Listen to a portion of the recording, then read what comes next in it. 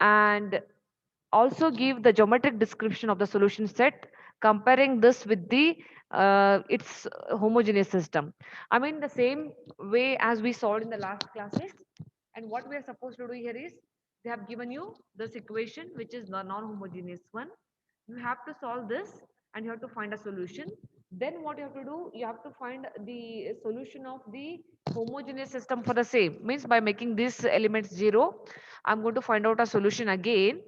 And what I'm going to do, I'm going to find out a solution for this homogeneous system as well.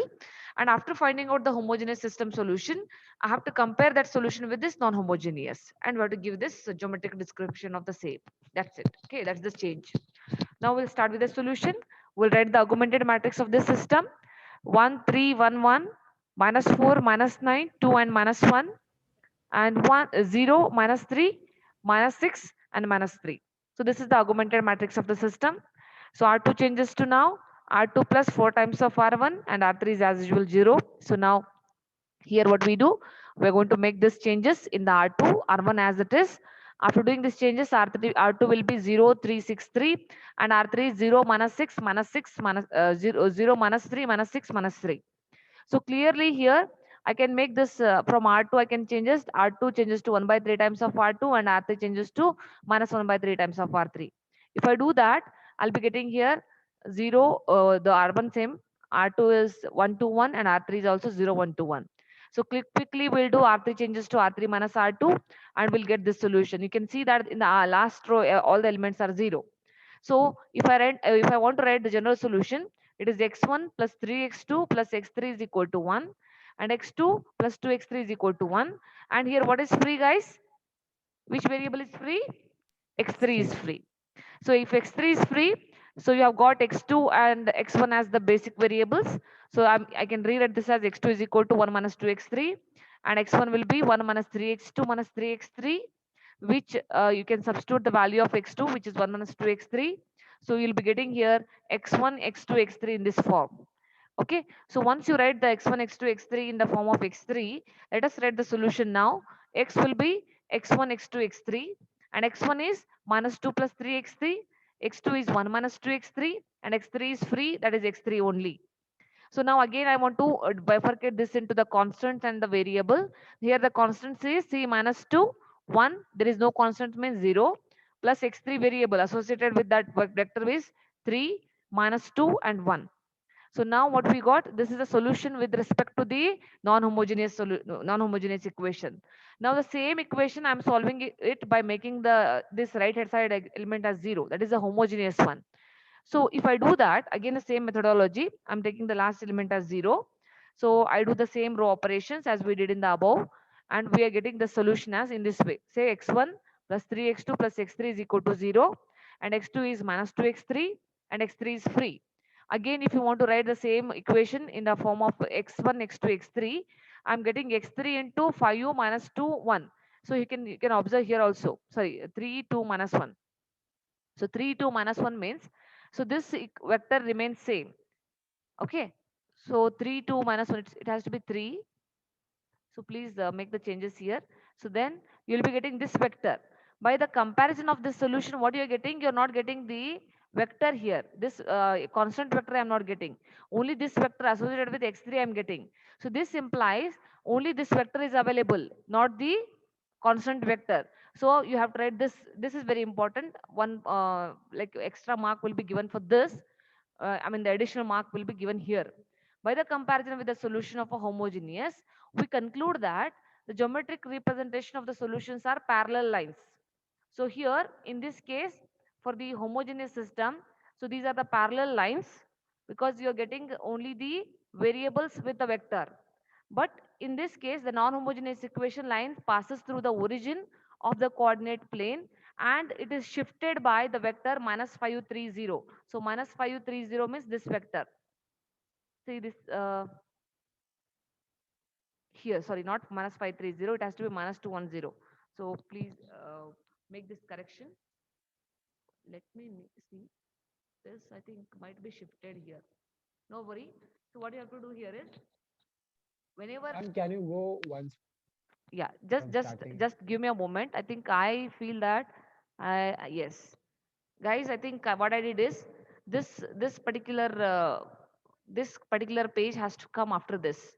I'll make sure that I'll take the you know scanning after this page. So what we do here is you can just, I mean, I'm just try to understand. You get for the homogeneous equation, you'll be getting only this value. See, only this value, variable into one vector you'll be getting for the homogeneous system, whereas for the non-homogeneous system you'll be getting one constant vector plus variable into vector. So this implies for the non-homogeneous system the vector is passing through the origin, and also plus you have to write that it is shifted by this vector, that is -210 when you're writing geometrical description. And for the non-homogeneous, this is the thing that it is passing through the origin and it is shifted by the vector -210. Whereas for the homogeneous system, if only one vector is given to you, that time when you are doing the comparison, just say that the homogeneous, it can conclude that in geometrically the solutions are the parallel lines. The solutions are the parallel lines. For the homogeneous, solutions are the parallel lines. For the non-homogeneous, it passed through the origin of a coordinate plane, and it is shifted by the constant vector, whatever the vector. If it is 530, you write 530. If it is 123, you write 123. Whatever the constant terms you will get here, you write that. Okay, that is how you have to write the geometrical description. And now you tell me somebody.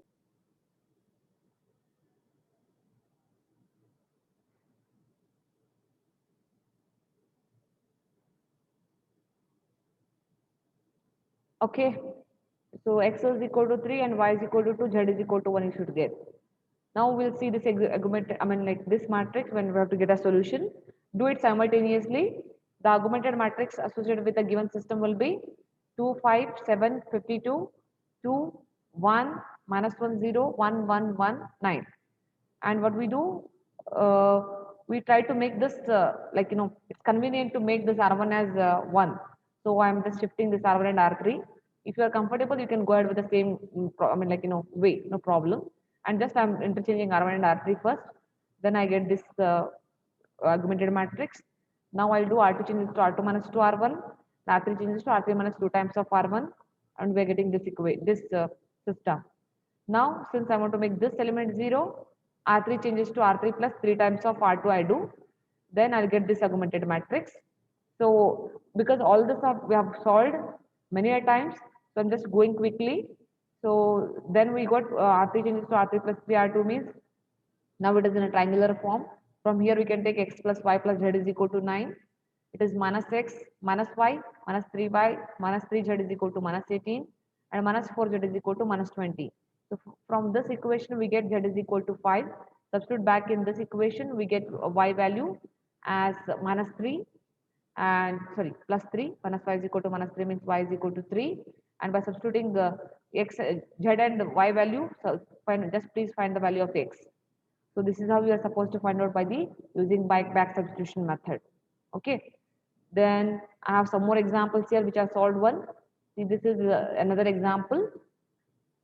This is the augmented matrix, and we are using the row operation like R2 changes to R2 minus 3 times of R1, R2 changes to R3 minus 3 times of 2 times of R1, and do the row operations until what? Until the echelon form.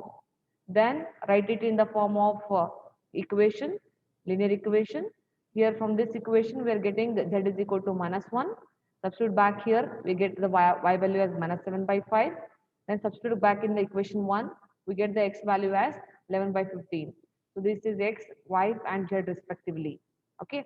Uh, Solved one only. You please try to solve it again, and you have to, post them in the Google Classroom. This Gauss elimination method, especially, everybody solve the equations which I have solved also, and you can post it in the Google Classroom. And this example you see, this is another example again. You try to do this example and give me the answer quickly. This fifth one, try to do.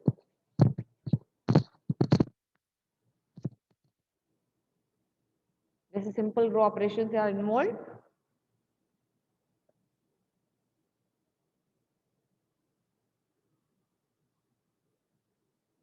Not necessarily whatever the row operations I have used, you are supposed to use.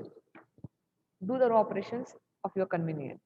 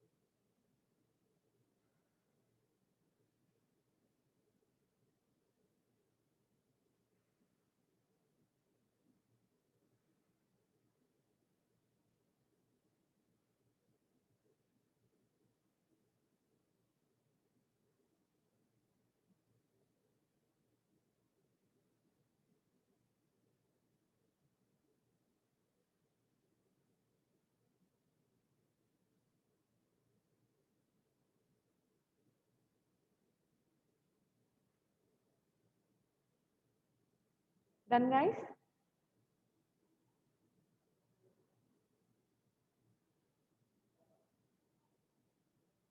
This one, we did not solve it yet. This is different. We did not solve this example.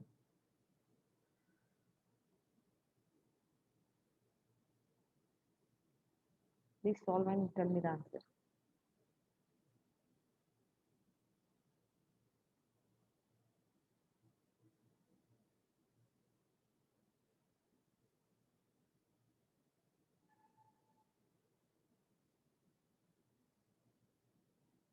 Okay, in the first, let me check.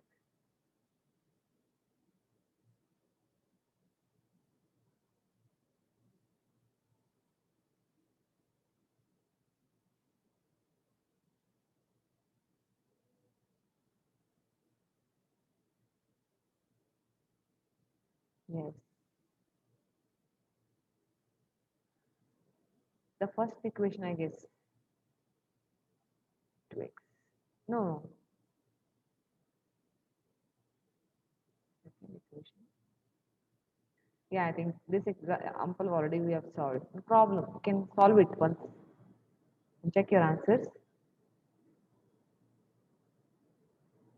If that is solved, no problem. You can solve this example.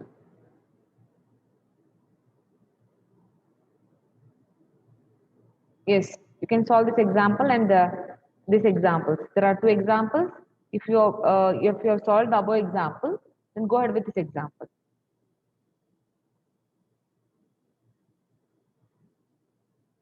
This example is here, and another example is here.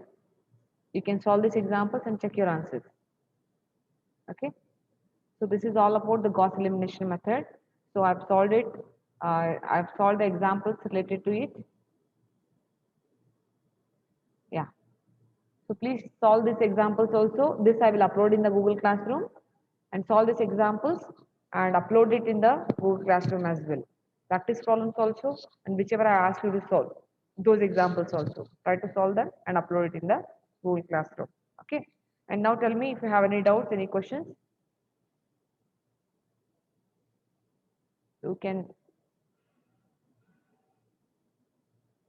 you can quickly tell me now.